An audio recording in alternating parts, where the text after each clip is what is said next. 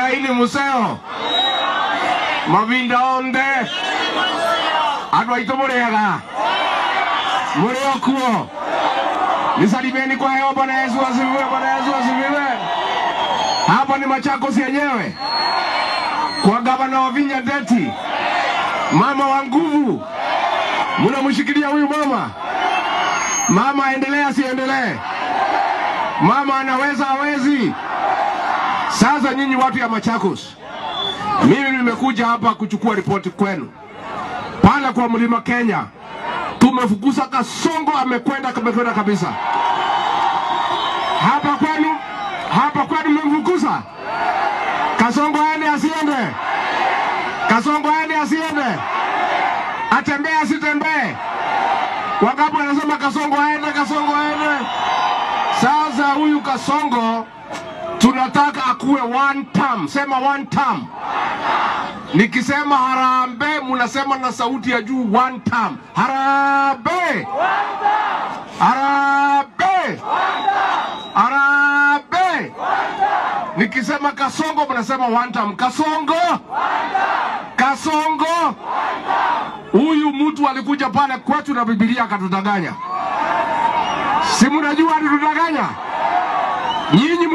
Nyinyi mlikuwa mnamuelewa. Sisi kama tungesikiza nyinyi hatungepotea.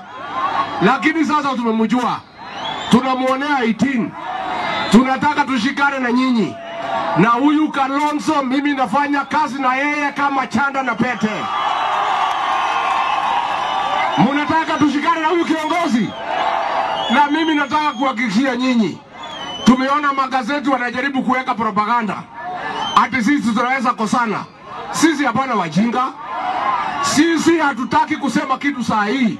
Kazi yetu ni kuunganisha kura zetu. Mwaka ujao huko mwisho tutaketi chini tusikizane. Tukubaliane ni nani atapeperusha bendera ya kufukuza Kasongo. Mngetaka namna hiyo? Wangapi wanasema tukae pamoja, tukae pamoja, tukae pamoja? Kwa hivyo nyinyi, jezi mpo? Jezi mpo? Nyinyi ndio dawa ya Kasongo. Jezi mko? Jezi mko? Jenzi nyinyi ndio mtaokoa Kenya.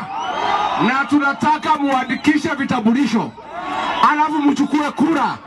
Alafu mtaamuka saa 9. Kasongo aende wapi? Aende wapi? Kasongo aende asiende? Atembee asitembee? Haya tukisema Kasongo one time. Kasongo. Kasongo. Tumekubaliana watu ya Machakos. Alafu mtamshikilia huyu mama wetu. Mama wa nguvu. Mtamshikilia na seneta wetu. Alafu huyu kiongozi Kalonzo Musyoka mumuombe na mumshikilie nyumbani.